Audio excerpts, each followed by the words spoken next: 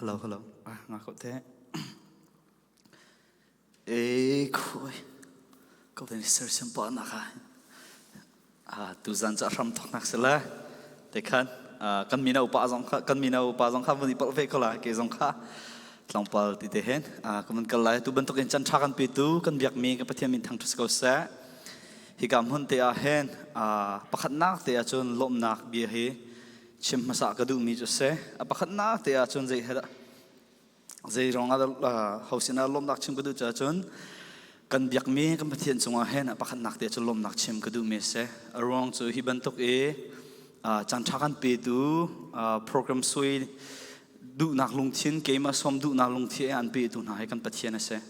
Chu hi bentuk in kema zong dam te ka chia e chu long selo in hi ka minau hi zat zong se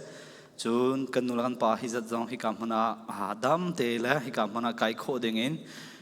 river program etel kho ding chan tha an pi tu na kan pi tu hi kan pathian si ti hi kan hal shrim cha khan kan pathian chu amaksa bia lom nak chim chok lo ka ngai ti khap khan nak ti a chim ka du chu apan hin nak a chun kan minau pastor chunga hai se kau kan minau pastor pa ni hen akadut ngai ti khing ke mini ka ro ami se e zerong ada si tia chun lam akon piang ngai ti ka ro uron ni hen hi ka mona bible sang kai chang ka te a hen pastor or ka vuntun nu a hen ama ni hen ki cbcus le jong se selo hi ta te khen zon akaru ala lam akon piak khatia khen tuzan zong khan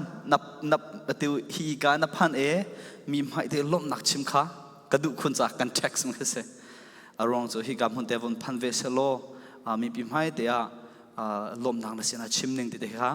ka sung le te ka rak ru me te khan tu zong ka vom te a khen na chung akalom tok ti te kha na chung akalom te kha mi chim kadu chulong selo en hi kam hun zong a hen kamina upa pol zong nan chung alulom nak tam pi ka ngai ti zong khachim ka du phone arong cho kan mina pastor pa ne agenda chu pi mi se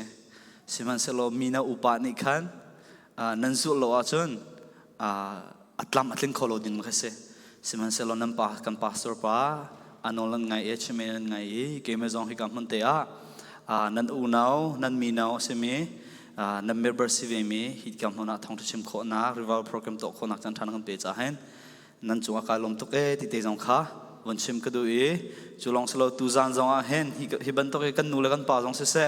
chulong selo en hi ka minau hi zat thi nan ra lai ti hi ka ro chum lo me se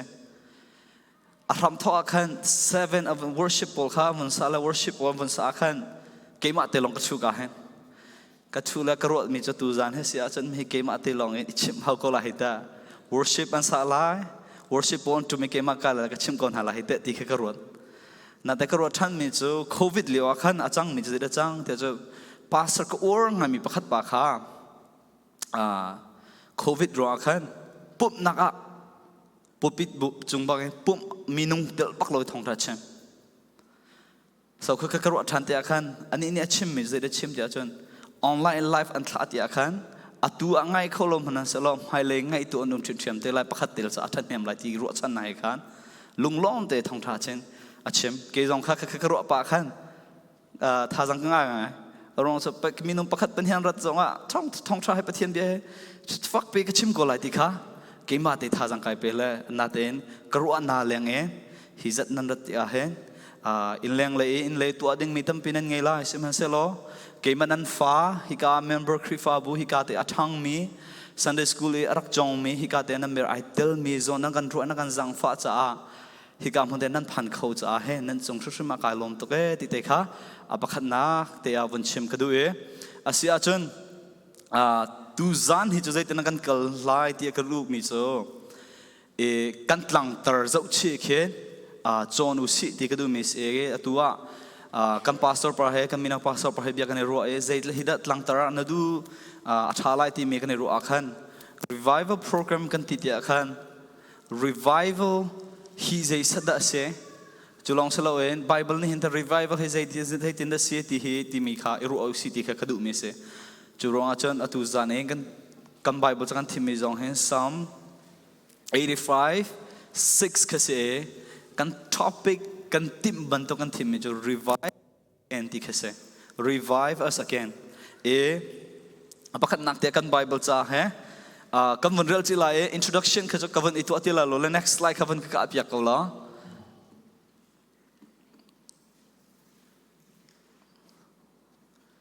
next slide please okay okay ที่เห็นวันก็เอาติกันฮิกะมันเตะกันไบเบิลจ้าเนี่ยที่มีจูกันที่มีเดนที่มีจู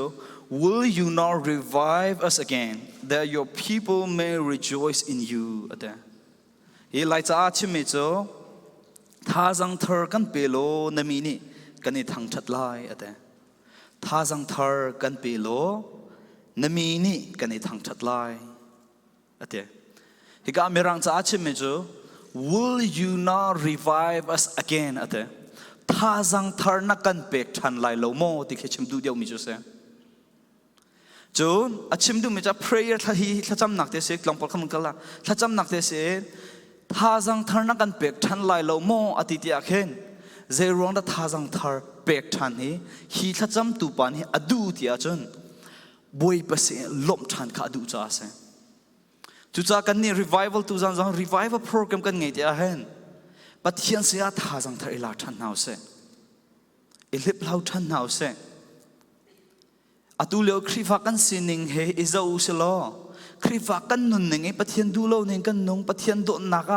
ปัจจัยเสียไอลมโคโลมีกันสิสวาจนปัจจัยเสียนฮัลทันอุสโลท่าจังท่านกันเปกทันไลโลโมท่าจังท่านสุกันเปกทันโลนัสินะกันเอลมทันนังที่กันจะจำนักสิเสที่ก็สะดุดท่าจุเสฮิกำมันแต่ฮิ verse a context กันวันเจ้าจน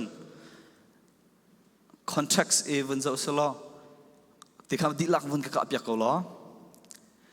ฮิกะ context จน Psalm 85ฟีถ้าจำนักเสถ้าจำนักเส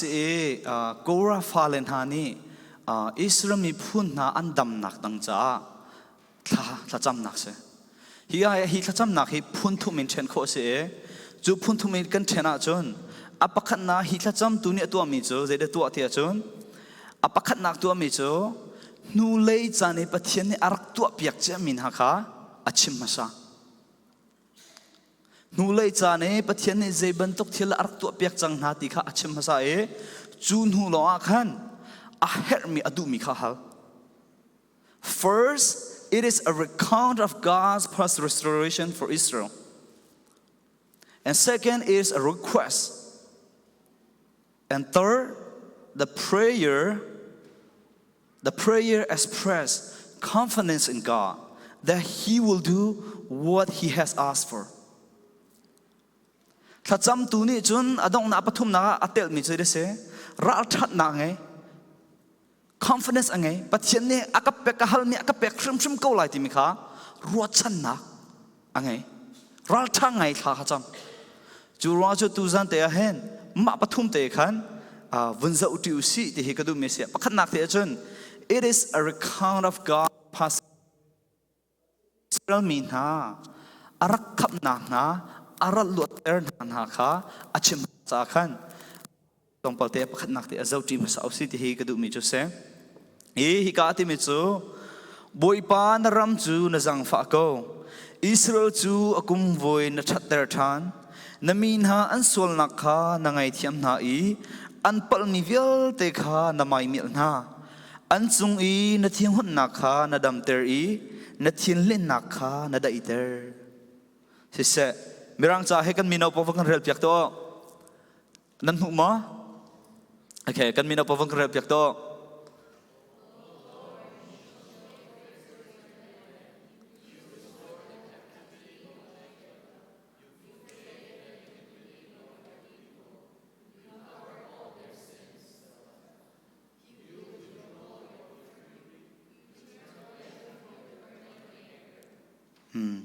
ปักขันนักเตะจน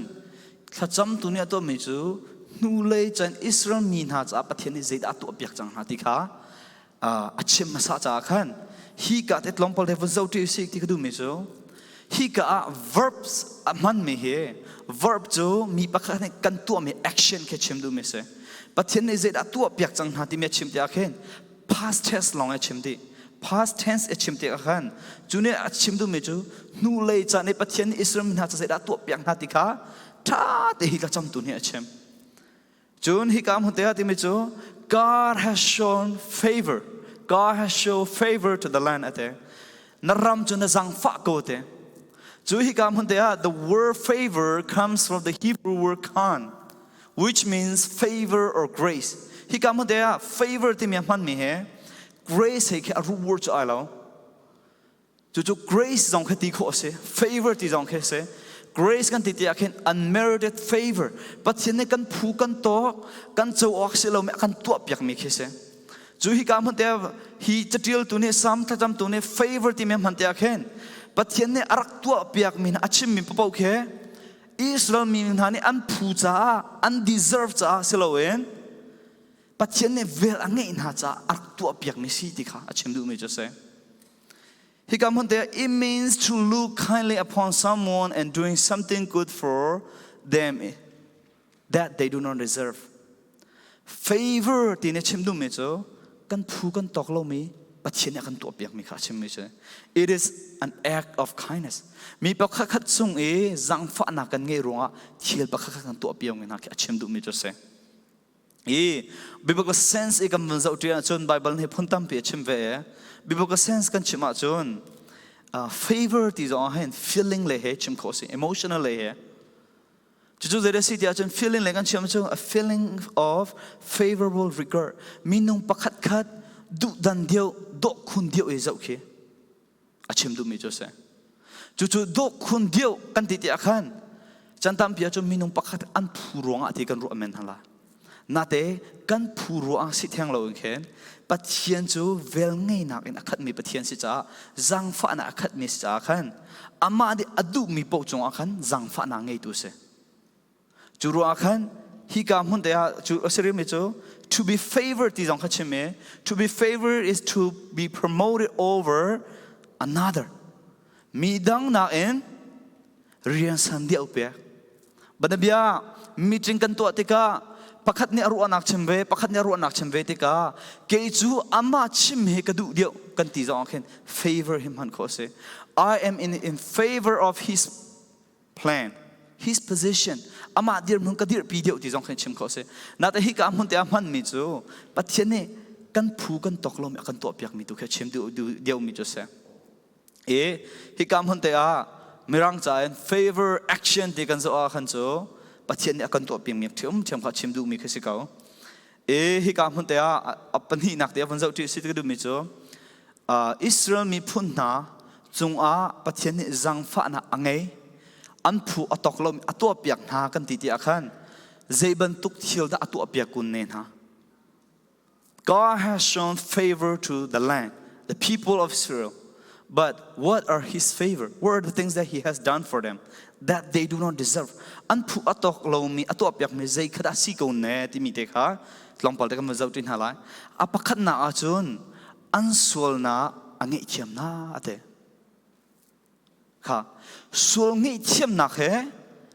Israel mi phun ni pathian ni favor ato piak mi na se Israel mi phun na ne undeserved cha se baklo pathian ni zang fa na nge in hak cha ve nge in hak cha se makai Bible cha ni tha te chim mi se kan ma chiu jong he sol nge thiam aphu mi pakhat ma kan lo mi sol long te kan si sol nge thiam pakhat man ne kan phu lo siman se lo kan sol akan nge thiam na arong chu pathian asi cha khan se ko vel nge na khat mi pathian se zang fa na khat mi pathian se do na khat mi pathian si cha khan kan sol na kan nge thiam nang male kan mi kan phu mi se lo Israel mi phun na pathian ne azang fa pathian ne an sol na nge thiam na zang wa hen an ma Israel mi phun an phu cha kan si rim lo chun hi ka te a hen ati pan hi nak te achim rim me chu God has covered all their sins ate an sol na akhu piak ni na ate Israel min ha pathian ne an phu atok lo me to piak na an sol angai thiam na chu long se an sol na akhu piak na chun apathum na atiri me chu he has withdrawn all his wrath from them an ma chung in athi hun nak athol ate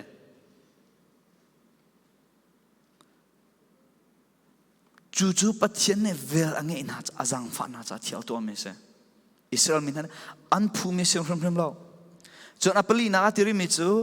God has turned away from his burning anger ate athil lin na kha akal tak ate he has turned away from his burning anger He te he fiang deu en pakhat en van zau ti to se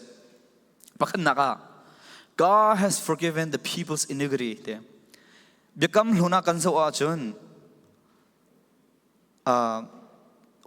bia forgiveness ti me mana hen Greek word in sala ti khem hang me se e hi ka bolong a choi me ne chu Muhammad sala zong mo sala zong nan themen gola khi hi Muslim pole God forgive ti mi an mandu mi kese e hi ka si li ha ti jong ki forgiveness ti mane forgiveness can also be expressed by stating that one will not remember the offense or count the offense against someone ngai chep nak ti min alang ter mi chu mi pakhat khat na chung aswal te ka aswal na kha swal na arel piak ti lawen You do not count against them. Aswal na phial piak e, nangai thiam na phial piak e, aswal na kaswal na real piak dilom kese. Hi ka mundia God has forgiven the people's iniquity ti tiakhen. Israel min ha chu mi swal an se. Pathene akko o lek mang na. Pathene akham lek mang na siman selo swal na antlu than lek mang. Siman selo an swal na kha pathene swal dan tak dinga real piak din halo. Ange ithiam chang na New Testament zong a chun achim mi chu forgiveness is generally indicated with the words apiemi to forgive and apiasis to release and charizomai ti kha avan mang e juni achim du mi kha chu mi pakhat khat kan chungan sol te ka se kan ma khrifa kan ma zum tu pol zong he Misual kan sina te in kan sual na ka pathian ne sual a real piak ti lo mi kan si mi kha chimdu mi jo se sual nge thiam ti mi jo e hi ga bible sense kan vazau ti sia chon vun tu akola next slide kan kal biak la bible sense kan vazau ti apakhan nak te chon verb in kan vazau ti chon to forgive nge thiam na kan ti hen It is to stop blaming or taking an offense into account. Mi pakhat kan chung an sual ti kha sual pho pen khi saloin sual pho idin khi se kha mi pakhat kan nge thiam na se achun an sual na kha sual kan pho tin halo kan phial piak chang na chu pathian ne kan to piak mi jong se phone pathian ni khan nang la ke hi mi sual kan se Siman se lo kan sual nak ha sual nak akan real piak ti lo sual phot ding akan rot piak ti lo chu thong tha jo se mi sual mi vial te mi sual kan se siman se lo khrifa jisu khrazum mi pau chu mi sual kan se ko na en pathian ni sual phot ding akan rot ti lo arong chu kan sual nak vial te kha vailam ta na tha chi si chang to be forgiven at chimri to be forgiven dimine chimmijo to be or to become pardoned or exempt for legal or personal consequences of offense mi pakha banam bia moto kan mong tiga black ne kan tlai tiga legal le tangka dan tat ding mi om siman selo kha dan tak ding selo ken akan ngai thiam da akan taklo mi khe ngi thiam nak tim jong ne chim du mi se John forgiveness absolution ti jong khachim kho se nong in kan kala chon a formal release from an obligation or debt especially understood of the debt of sin kan sual na man leiba cham ding in kan cham ding mi kha cham a her ti lo akan ti tu se sual nak man chu thi na asi kente nang ma le ke meni kan ngai mi leiba chu thi na kha se siman se lo nan thi ti lo kan ti tu Jesus Christ ase pathian ase Jong forgiveness a cancellation or forgiveness of debt and jo pangana ka jon forgiveness offense an act in which a mistake or offense is no longer considered or held against another so hi ka muda ngai thiam na he pe tle te kawan chim du mi se si tia chon Jesus Christ kan zum nu a hen kan sol na ngai thiam adi lak te ngai thiam kan se ma kan the her kan sol nak vel te thian pia kan se kan sol nak vel te he pathian ni sol pho dinga kan rot piak te lo ma kan fiang hau sol pho ding zong a sol pho ding zong kan si te lo arong chu Jesus Christ thong en Jesus Christ ne kan sol nak mian vel te cha cham di chang sol ngai thiam khon angai mi chu pathian long long se chu cha cha pathian ne angai thiam chang mena chu hau mane sol pho khon nak nol zong ngai te lo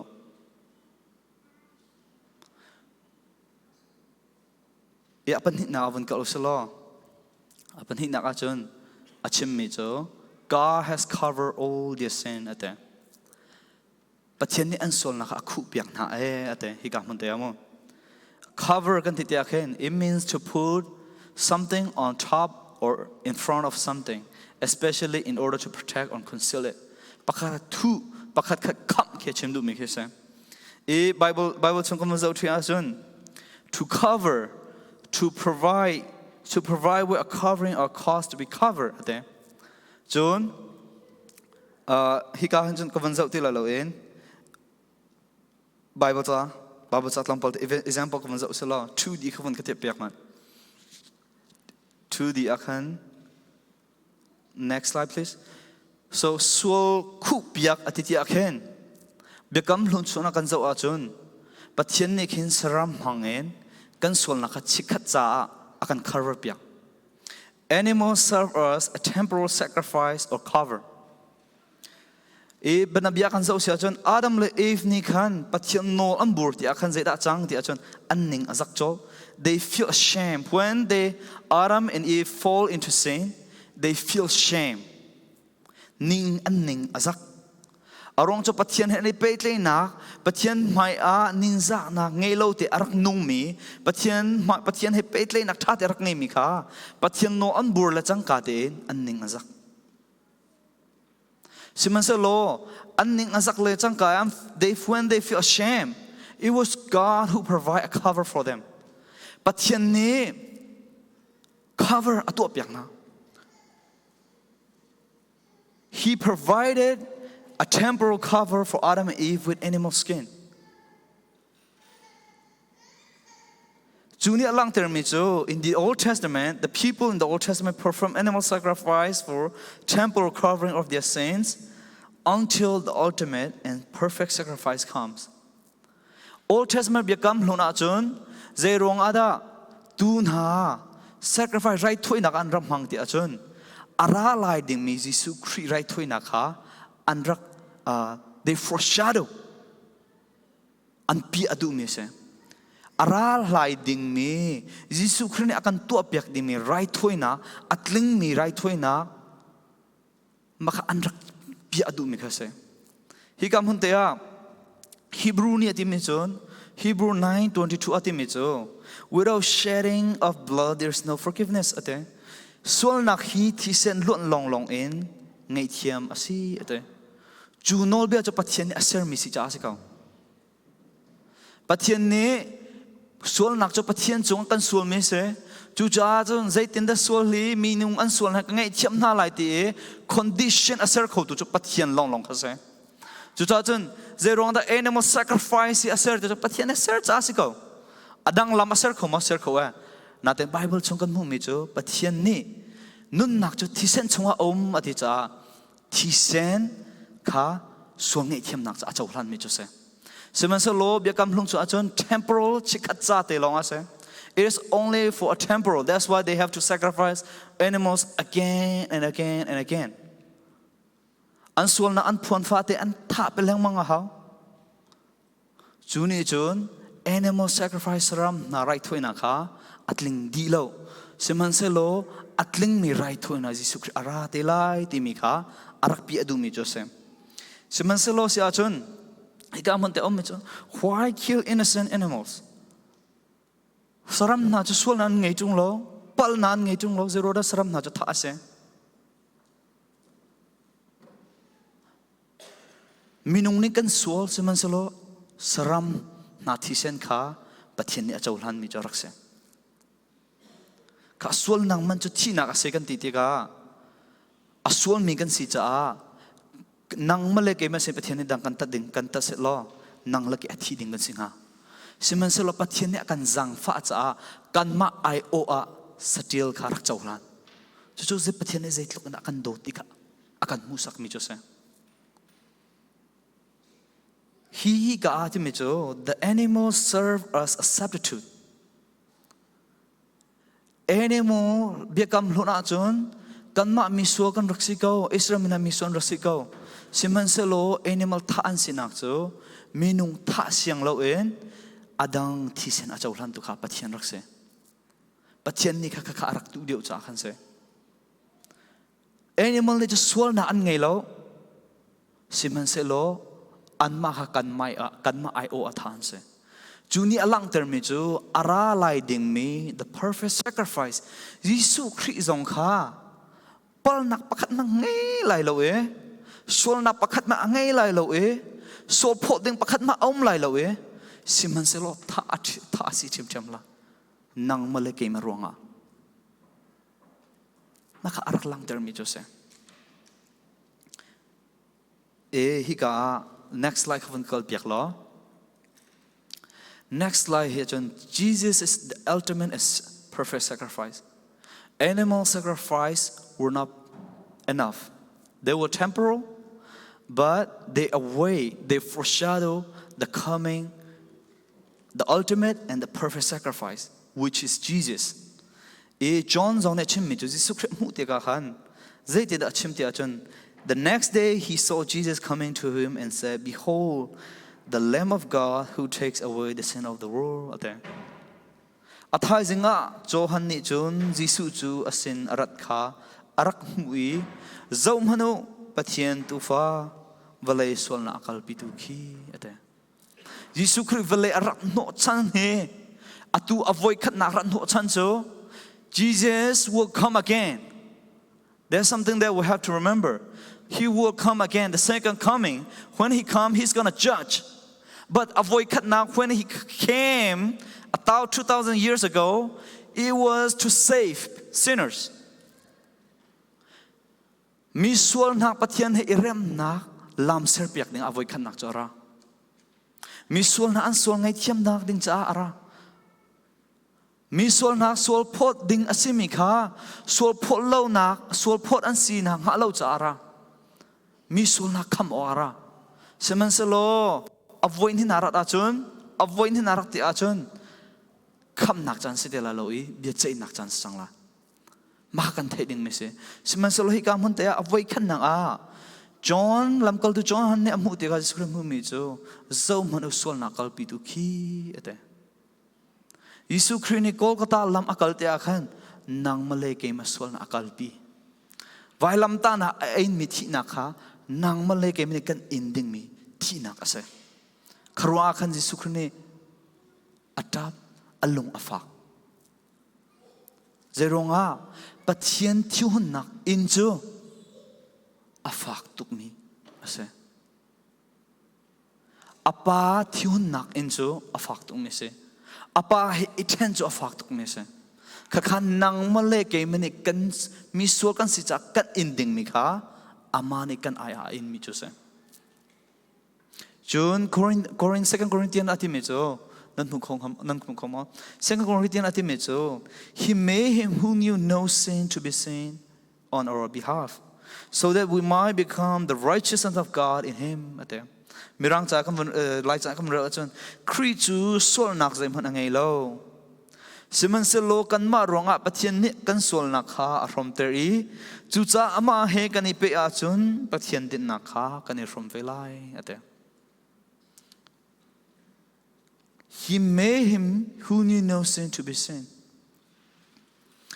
still tu zong khal become hlona chun pal nak zai man angai lo mi kha minung kan ai atha si ban to ke Jisu Christ zong kha sual nak le pal nak zai man angai lo na te kan ma ai a kan ma ne kan inding mi kan ma ya tha si ve makha hi ka hen covering ti mi akhan Jisu Christ khu piak mi Jisu Christ an sual na khu piak mi a khu piak chang mi na cho zungzal cha se temporal cha se lo zungzal angu mi covering khu piak si ti khai ka te avun chim ka du e hi ka muna apathum nak te a chun zeda ka vun chim du ri te a chun God has withdrawn all his wrath from them and caused his burning anger to cease apakhat nak te vun chim ka du mi che ka mo te God has sinned pathian ne sol nak huat ma te heaven chim ka du mi jose arong che rong da sol nak huat some number panga pali ati mi chu for you are not a God who take pleasure in wickedness ate nang chu thatlo nang to na akhan alom mi pathian na selo I na mai ka thatlo na ter kha na du lo ate God doesn't take pleasure in sin with wickedness God has sinned but the bad news is that yes God has sinned and the worst news is that we're all sinners pathian ne sual na huat long saloen minung vial te he mi so kan se de sual na tlu mi long te sual na thi mi kan se chulong saloen bible chong ka te mi chuk pathian he athiang tuk mi pathian se de kan muri mi chu sa tu na sama kan mu kho holy holy holy holy is the Lord holy are you athiang ti langan sak Isaiah zonga van chung min hani pathian chu athiang ti an bia chu athiang ti min lang ter mi se de lang ter pathian ni achung a pal nak thatlo nak thiang lim lo nak sual na pakhat man om lo ti khe achem du mi se ze zong via te amma ban tuk hi pakhat man om ti lo he is transcendence there is no one like him he is morally perfect there is nothing in him that is sinful and as a holy God athiang tung me pathian se cha sual nak he pe tle na ngai kholo hoi kom nak jong ngai kholo en chu long salo zero na pathian ni sual nak he hotia chun sual nak ni hi ama adulo mi si cha ama he kan then ama pathian he kan mi pe tle na chatter chu Adam le Eve story jong kan ngal mi khase chu ru akhan pathian ni sual na hon khun siman salo nang la ke kha mi sual kan rak se acho chu zum tu kan si chang cha tu chu sual ngai thiam mi kan se chang siman salo mi sual kan rak si khani khan pathian ara kan then siman selo pathian chu do nak pathian vel ngai nak khat mi pathian se cha he provided the way kham na ka hen minung ni kan tu kho mi selo en pathian ni lam akan sirpiak mi tu ke raksi hi ka mun dia proverbs ko vanza usala proverb chunga ti mi cho nan rel peng nang rel mang mi ka se ka kan nu le kan pa kha van ka rel piak to lai cha he chun upa pol ni khan mirang chakam minau pol ni khan mirang chakam bonrel piak to la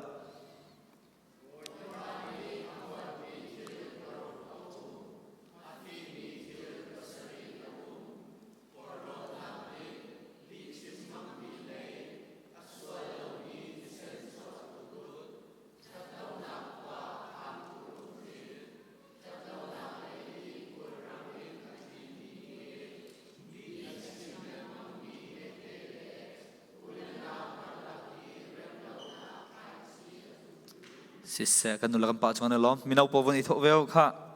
minau pol ni kan rel piak veo mirang cha khan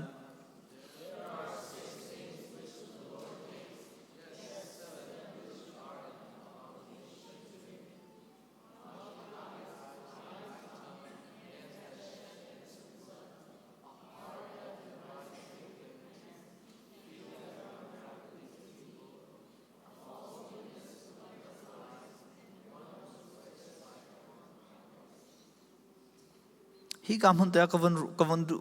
kavan ten dum hi ka Bible cha te kavan ten dum mi cho pathin ne so na khwat ram ko ti te kha fol lang ter dum ni se Bible cha rim ni hen pathian athiang mi si ti kha lang ter chon ading mi si ti jong kha lang ter chun khri fa kan si te kha pathian chu dot na si athin a fol mi si ti long kan du athiang mi pathian a si ti jong kan du tu lem lo chon ading mi pathian a se ti jong kan du tu lem lo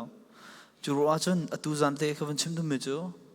pathian ne sol na kha ho ram ko ama nol ze rel lo kan um mi khe pathian kan chung athian a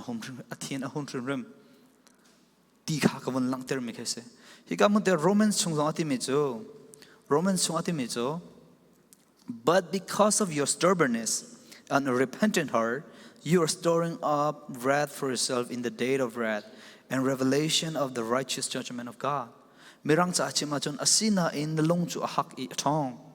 chu cha pathian thion nak le ding te in bia a cheina a phun ni in na in lai mi dan tan nak chu nangan ter chin men ko ate kha zu mi nung hi mi solvel te kan si man se lo thong tha kan chim me nan sol na inge chiu kan ti ti na a inge chi du lo in kan sol nak lam akan kal leng mang ti akhen Bible ne ti me chu pathian thiun na kan in nga ding mi dan tan kan ngan ter chin khi si e ate siman se lo ve mi chu hi ka man te a me chu Israel min ha chu an sol na ani chi ti akhan pathian ni an chung in athi hun na kha adai ter ate adam ter ate pathian ni kan sol na hot sol nak chu dan atak ding se pathian ni sol nak chunga athi na hum siman se lo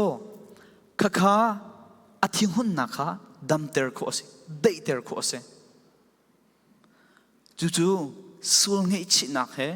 alam jo se option jo se chu cha apa tu nai te tlom pol te vazo tu what is repentance sol ngai chi kan ti me zeida si ti te khat tlom pol te vazo chi si ti hi gadu he kam hun te the sure biblical definition for repentance is a change of mind that result in a change of action makhase sol na ingai chi kan ti mi cho sol na kan hu ning I thang chu sol na kan hu ning I thang long khase lo en o pathian mai ka sol chang hita ti I thang pathian du nak lam le kar lan kha se ka sol kan ngai chi chang ti sol na ka ngai chi chang atu Jesu Christ ko zum chang ti sol nak chung kan pil lang mang ko chon kan ngai chi ta tak ri lo Tharaus ni atron mi thin long in kon sol nak ngai chi lo ri lo cha sa sol nak ngai chi ti mi he ga long in chim mi sa lo thin lung in ru anak in thlen na om sa chu om mi kha kan nun na ka thlen na alang sol na angai chi chang mi chu an nun na khram alang ding si ti te kha hi ka man ko lang ter chu long se lo in to repent is to return. To turn away from sin conceive us returning to God. Sol nak kan kal chuama mi lam mi kha idin atu ka zul mi lam athalo hita thina lam pe ka zul ti the pathian du nak pathian kan sol nge chi pathian du nak lam pathian le ger khe sol nge chi nun cho se exanga phol ne chim mi cho first to those in Damascus, then to those in Jerusalem and in all Judea, and then to the Gentiles I preach. Paul ni kachim atimicho. Damascus zong kachim kachim mi, Jerusalem zong kachim mi, Judea ram zong kachim mi, Gentile minha zong kachim mi cho. Ansol ani ngai chi pathian le an kiri chulong salawen. Ansol ani ngai chi nak chu antu aser nang lang ter na se ti Paul ni arak chim mi cho se chu cha chan tu zan le zong a hen kan sol na kan ngi chi ta tak chang mo biblically have you repent kan sol na kan ngi chi tak chang mo pathian ni sol na khwat pathian chu ading me si athiang me si cha sual nak chu mi sual kan si cha kan cha om me chu sual dan tat nak se sim man se lo chu chu thol nak lam om kan chung e pathian a hun nak chu dam ter kho ase chu chu Jesu Christ zum nak kan sual a ngei chi ama le kir nak lam khi ase hi kam hun dia John chung long ati me chu John chung long nan take bang me chu if we confess our sin he is faithful and just to forgive our sins and to cleanse us from all unrighteousness siman se lo pathian sina kan sual nak chung kan phon na a chun ading mi le zum ok tlak se mi si cha a abia kam kha let lo en kan sual na kha ka ngei thiam lai kam pal nak vel te kha kan thiap pek ti lai te ro man u lo sol nak phon ti long so khrifa kan zum nak a hen thong tha bik chuma he se you don't have to be good enough. There's nothing you have to do. You can never earn God's favor. Pathian ando nak he nang matua ser nang chau kho salo siman salo om me cho kaswal ti itheye iswal na ngai chi pathian si angai thiam na lal khale pathian si na kir kha kan marian khrizum khagan ra marian se chu mitam pini kani heart to kre chu Jesu Christ kan cha athi chang ko na te en most of us mitam pi jo Jesu Christ athi sen kan ma so ngai thiam nak cha athi sen lo der mi je akan relo we don't care about Jesus. We don't care about what he has done for us. Kan cha zai da tu ati khe zai akan relo azum jong kan zum du phon lo ma chu apoi ta tak me se warning akan pek lam mang tu chu zarpan ni fatin te thong thakan thei tia hen achan tam pe chu pathian do nak theri lo mi kan sia chan kan cha warning pathian ni warning pek ni akan arak thla mi thong thachim ton si theu si lo ti ka du arong chu thi nu pin le a warning pe tu ding num tilalo hi ka mun in kal nu in hi velai in nadin nu in warning pek chan om tilo atu hi velai na nun chan te hen warning pe tu anum he elom lo phim thiam lo pathian sina kier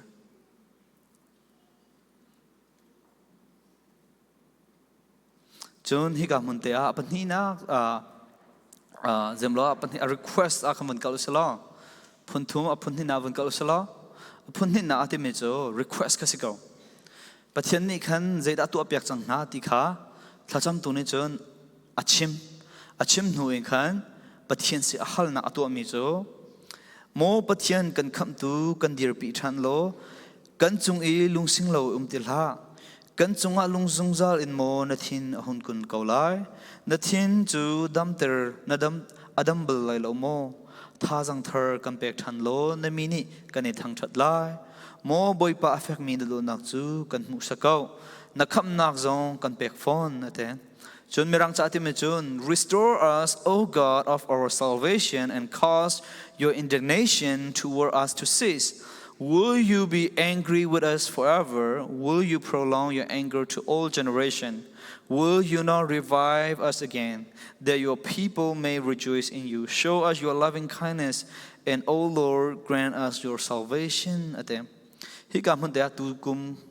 tu I kan revival I kan programming kan tlang tar cho revive us again because hi kam hun dia next like of kal piak lo hi kam hun dia revive us again ati dia khen apakhan nak te athacham nak a tho mi cho pathian ni an chung a that na kha achim sa e thlacham nak te cho will you not revive us again na thium nak cho na dam ter lai lo mo kan chung e na thin lin nak cho na dai ter lai lo mo will you not revive us again ati ti ka hen chan tam pi chu zum tu na he pathian kan sin hai zung zal in amun kha Jesu Christ kan zum chang ka chon kham na he kan thau khau te lo okay kham na he kan thlau khot lo pathian he kan pe tlein ha chat khot lo na en zeda sual nak chung kan nung po achun Khri sin arami Khri ni arak pe mi dai na kha kan ngei to kan ngei kholo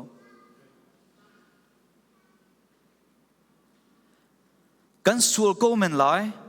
sual na pakhat kha kan vato ko men lai Jisu Christ kan zum nuwa na te pathian he kan pe tlein na kham mi pathian kan sinak chu atlau ballo siman se lo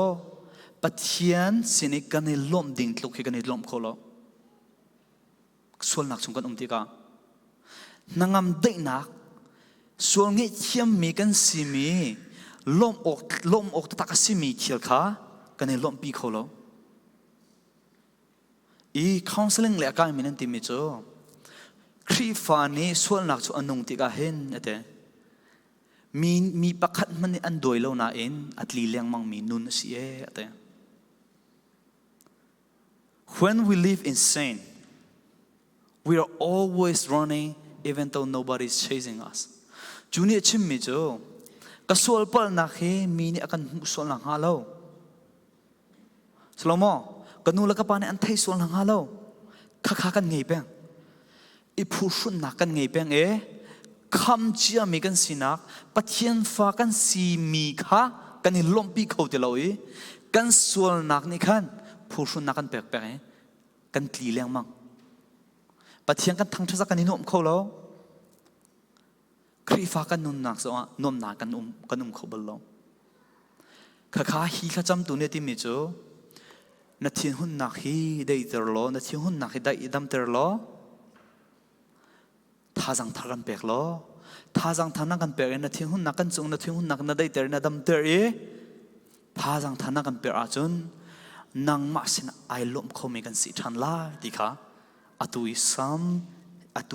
sam kan tlang tar atil tu ni hin atha cham nak chu se e hi ka man te a pakhat te won chak du mi chu mirang chain will you not ati mi te hi ko or tok me se will you not revive us again ati chum ati mi chu thajang thar na kan pek than lai lo mo ate thajang thar na kan pek than lai lo mo ti mi chu nu lei chana thajang thar ra pek chang na ti kha kan thei mi chu se God has revived them in the past. That's why the psalmist is saying, will you not revive us again? Because God has revived them. And he's asking God to revive them again. So that the people may rejoice. Chuchu zum tung kan na khe atha tuk mi si tak ro. Zero atia chun zum tu hi pathian ni nun nak pek chang mi kan se. Sual nak sal chung lot ter mi kan se. Thi nak chung en nun ter mi kan si chang. Khri he nun ter mi kan si chang. Chua chu mi chu ke ma bantuk e kham na nan chau ji a lo a chun kham na narak chau le a chun lom nak na nar khat lai ti hi kro mi chu se. I think if you have been saved, if you have been born again, if you have experienced that God have truly forgiven you of your sins, God has wiped away all your sins. He is not counting against you anymore. If you have experienced it, I think at that moment, I think you were filled with joy. Pathian akan kham lieu chang ka khan chu lom nai kan rakhat chu. Siman se lo khri fa nun tlom pal kan vun nun ti ka setan tok for na zong ra ve kan ma san tlai lo na der thom na thu na zong ai tel ve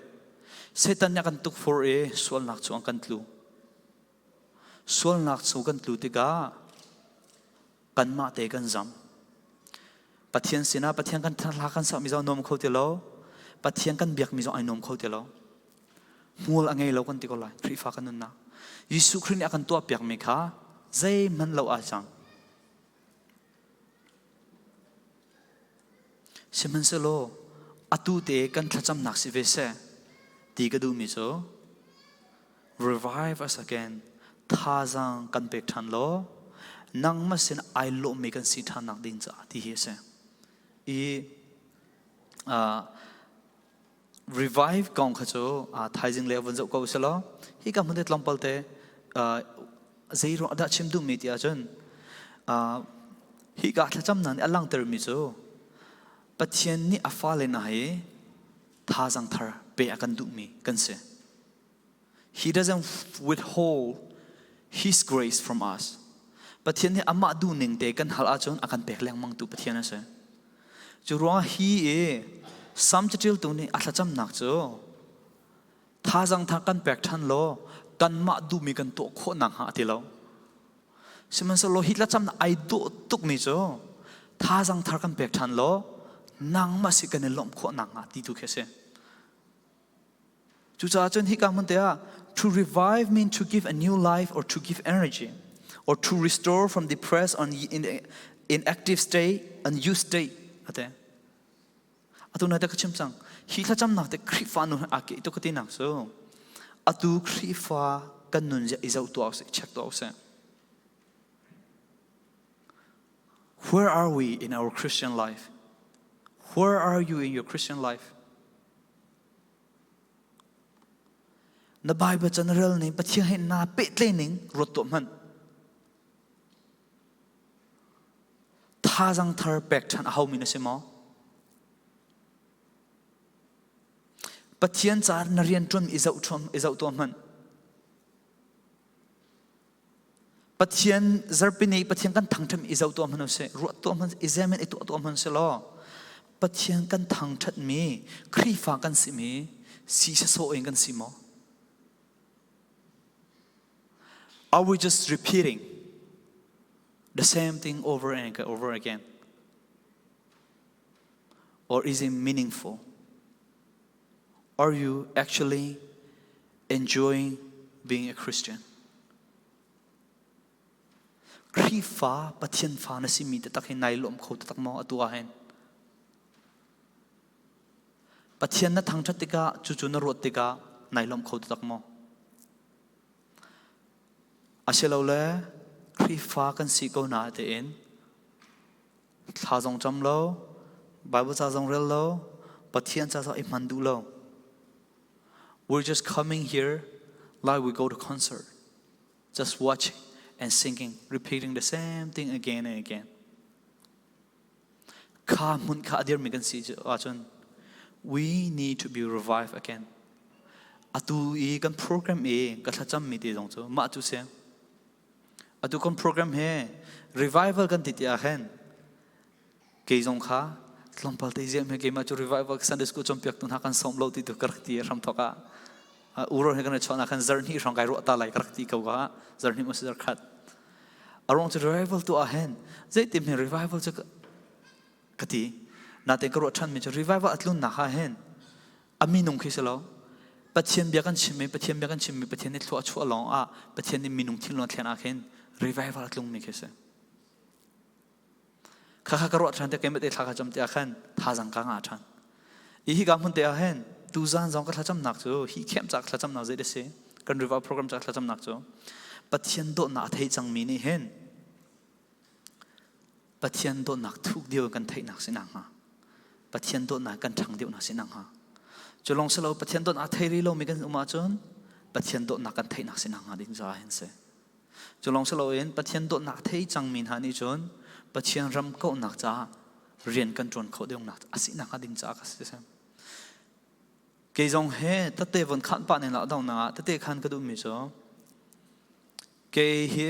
u sai lo khem to nak en pathian do nak thei mi ka se e 2017 mo se 16 December mo se u sai lo arot nuwa khan pathian do nak ka thei pathian do nak ka thei ka do pathian do nak ka thei le chang ka te chon pathian bia ka chim do nak alit ni len asan sa siman se lo chim nak chan kar ngai velo chan ni chan ting lo khan chim lo khasi ka siman se lo ka va katika sedan tok for na kanun chua te avun lu ve ti ha chim hom nak jang kar ngai lo chan chana chun ma chu chim ding jang ka phu lo kar ti chan om siman se lo kro than mi cho ka thlat cham ton nak cho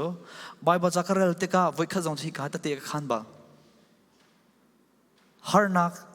katon tika kom mi cho katlacham nak cho ya boy panak kal takung ni lamo thajang thana ka pe than lai lomo ti kha thla kar cham achan tam pi achun zar thum chung rong he ba ba chakral e aze man ka feel baklo khachan khar om I read the Bible, I pray, I lock myself in my dorm and pray and read my Bible and study, but I feel nothing. I don't feel anything I don't experience His love. But hien sin e arami dot nak, lom nak tatakha, arapit. Kakha kan pathin nak apil ko nei mo ti den thak rak cham chu e tak rak thla cham nak te jong chu atu e thla ka cham de dio hen thla cham mi ka von thiam ve de vela thla ka von cham dio tia ka thla cham nak te chu de si tia chon nang mak kan do che nang ha ti tu he se ki ka to kho nang ha ki ka to kho nang ha selo ke ma ka thin lung rim ne khen boi pa he to big se lo boy pa cha he anun nakti lakin ipe ning ti khe kadu chem me se siman sa lo chu chu karu ana ne angal ko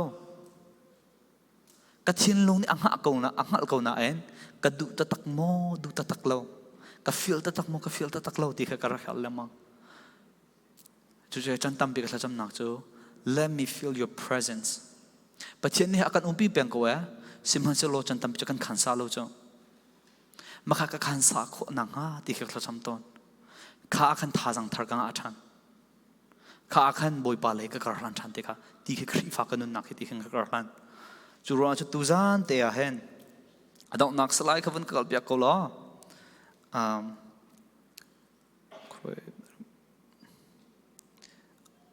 adong nak salai a khan van kal pya ko lo prayer ga a khan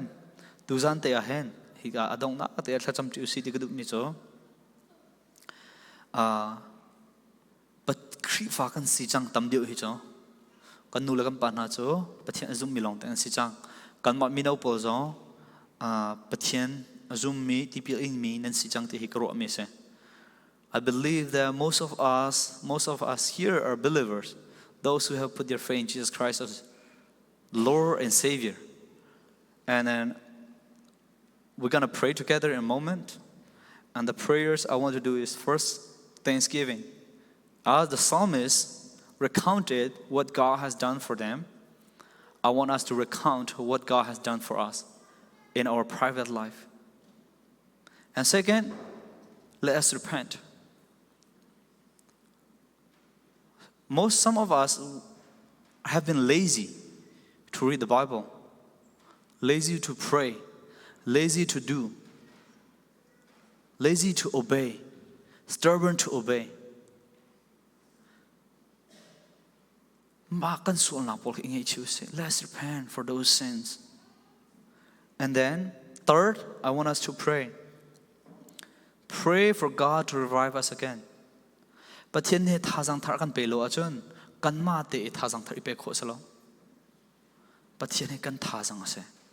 Chuchun thazang thar kan pe du thuzang si cha. But here si halo se. Thazang thar kan pe ko lo. Tin thla cham usalo. Chulong se lo en kan thla chom no chan je rong da thla kan cham kha thla cham le achun ama asin ai lom chan mi kan sinak ting cha thla cham use. Ama se ai lom mi kan si long khen arian jang ai lom mi kan si